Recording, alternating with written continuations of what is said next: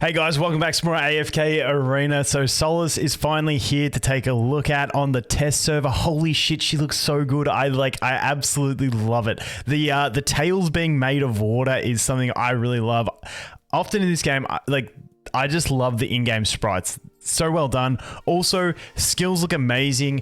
I think she might have some use at one copy, but because her healing is going to scale off of attack, obviously her being maxed out and the potential with the upgrades that she gets is really quite good. I think she could be a very, very strong meta unit. She just has an amazing looking kit, but I have been wrong before, so we will wait to test. But I think she is going to be one that slips into at least a spot in the top 5 teams in meta, if not a key role in some of them.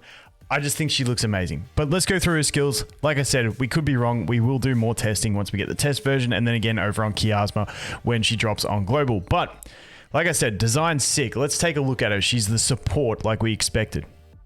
So for her ultimate ability, she channels for up to 12 seconds, healing all allies for 170% of attack rating and dealing damage equal to 100% of her attack rating to all enemies every 1 second. Solis is immune to control effects when channeling, but her channeling will be interrupted upon receiving 9 instances of direct damage whenever she overheals during her ultimate. Her subsequent attack deals increased damage depending on how much she has overhealed, up to 260% of her attack rating. So basically she channels for 12 seconds. Every second she's going to heal allies, deal damage to enemies, and if it's overhealing, she's going to deal more damage. Now, the 9 instances of direct damage, I don't know exactly how this operates, whether it means it has to be a single target directed at her, or whether it means direct damage, like AoEs hitting her is direct damage, and like the only thing this doesn't include is like dot damage from, you know, whether it's a burn or something like that. So I'm not exactly sure on how this 9 instances work. Apologies for that. But then we go into the upgrades. These ones are just the standard skill ups. Every 1 second, Solis heals allies. It just basically increases the numbers. And then this one, Solis's ultimate ability fully heals the weakest water spirit and animates all water spirits every 6 seconds. If she hasn't summoned all the water spirits that she could, she instantly summons one and animates it. Now, that may not make sense. It will when we look at the other abilities. I really like it, because if you remember normal Solis, which most people haven't probably played in a while, she gets the little flowers that they go into that type of thing as well here, which I really like. I think it's really cool. And you'll see when you look at the animations, it looks sick. But here we go. Water's Call. Summons a water spirit that lives for up to 30 seconds. The water spirit has all of Solis's attributes at 80% of her and 80% of her current health. However, it sacrifices 20% of its health every 2 seconds to heal nearby allied heroes for the same amount. Solis can have up to 2 water spirits on the field at the same time. And now these upgrades are her signature item. Level 2 is going to be unlocking the signature item. They've got 10, 20, and 30. So when Solis's skills heal allies other than her water spirits, they will also heal the current weakest water spirit. Not too bad. So they're losing all that health to heal allies, but then they're also going to be getting healed by her healing allies. So they can sustain pretty well. When a water spirit loses health due to this skill, it will additionally deal damage equal to 120% of the health lost to nearby enemies. So every 2 seconds it's going to be dealing AoE damage because it's losing health to heal allies. Not too bad. When a water spirit loses health, that just brings it up to 150%. And then this is 30 signature item. When Solis receives fatal damage, the current weakest water spirit will sacrifice itself to shield Solis from this damage and give all its health to her. That's pretty cool.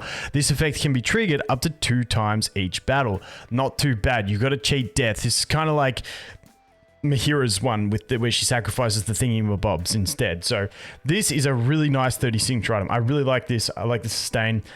You know, she's got a lot tied to her kit. She's got the CC immunity while she's channeling this, and then she's got extra lives with this. Really, really nice. Plus, there's a lot of healing and damage involved in this.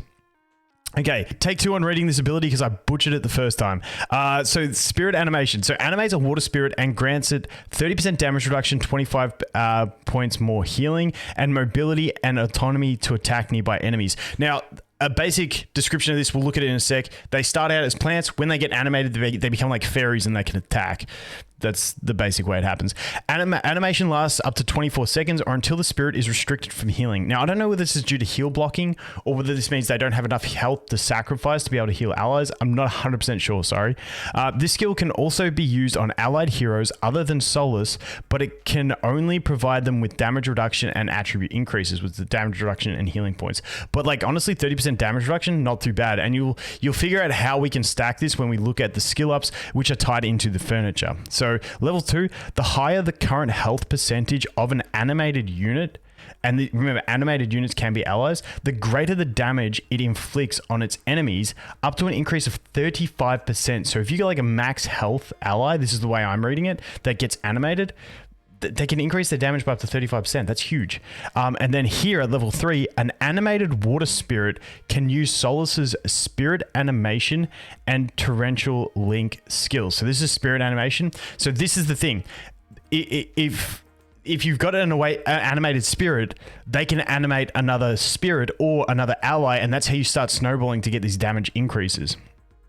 When the spirit's health is above 50% or when Solas is channeling her ultimate, the spirit can also use Solas's Water's Call, which is this ability here that we just went through. So they can also use that while she's channeling, which is another crazy thing as well. So you just get a bunch added in on this ability and you can start snowballing. So that is her furniture, which is the skill upgrades. Next one we have is Torrential Link.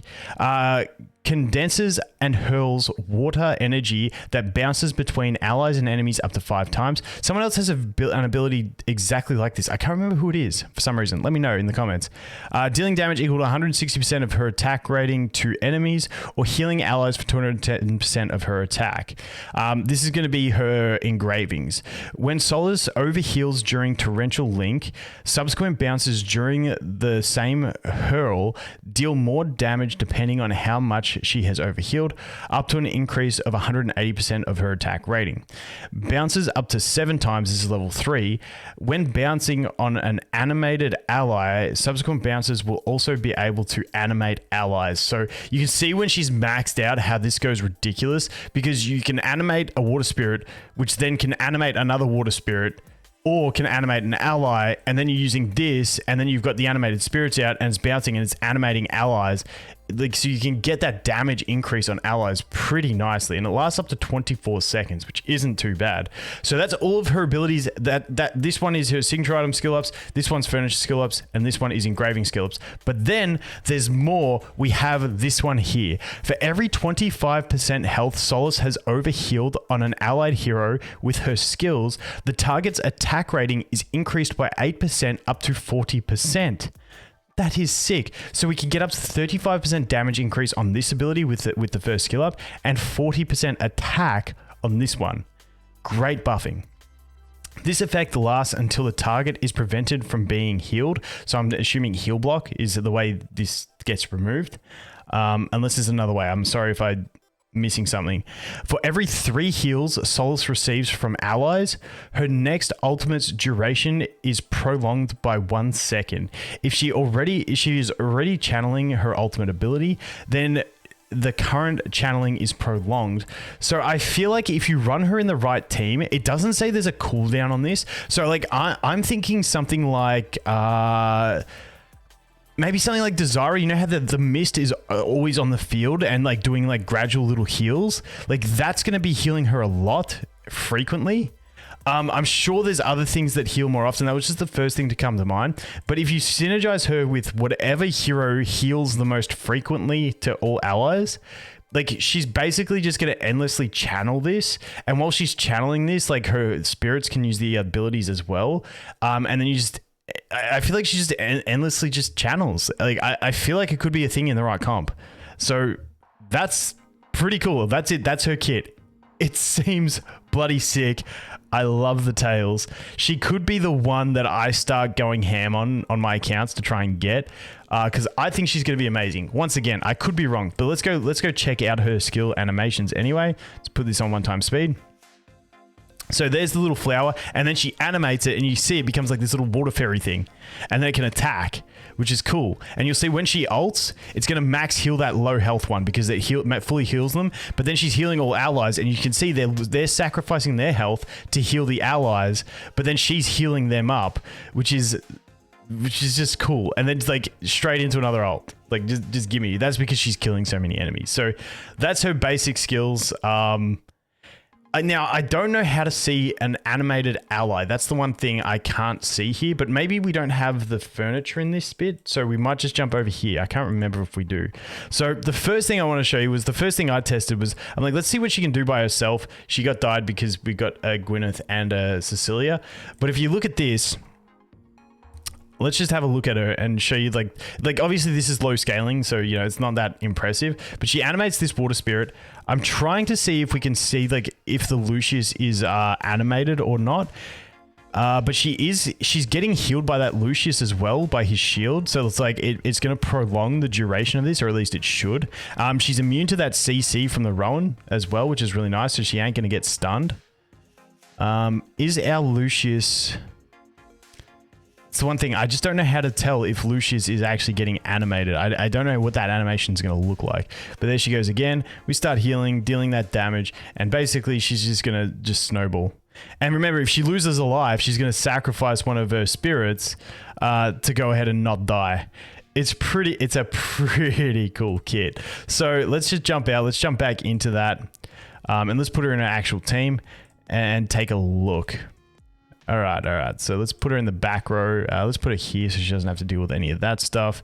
What do we want to do? Let's just try and get things done quick. Actually, you know what? Let's put her in the front row because this is low scaling, so it doesn't matter. Normally, I don't think you will end up putting her in the front row. Let's just do that so you can soak up that.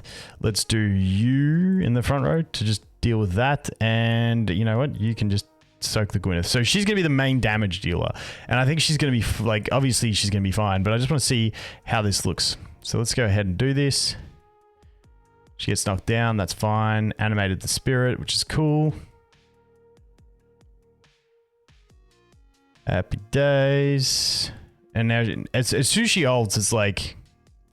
GG's. Now, I don't think the ult is going to scale to deal insane amounts of damage, but I just feel like the healing, as long as the healing's decent enough, I don't know, maybe she won't scale well at high deficits, but I tell you what, at mid deficits at least, she's going to be god tier.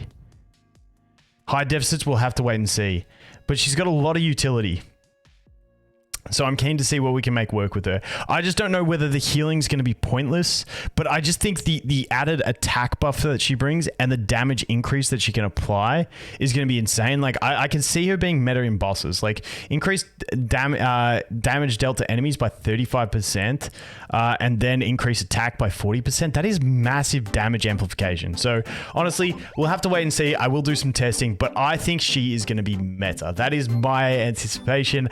Once again, I could be wrong. Let me know what you guys think. Thanks for watching. Hope you have an awesome day, and I look forward to seeing the next one. Cheers.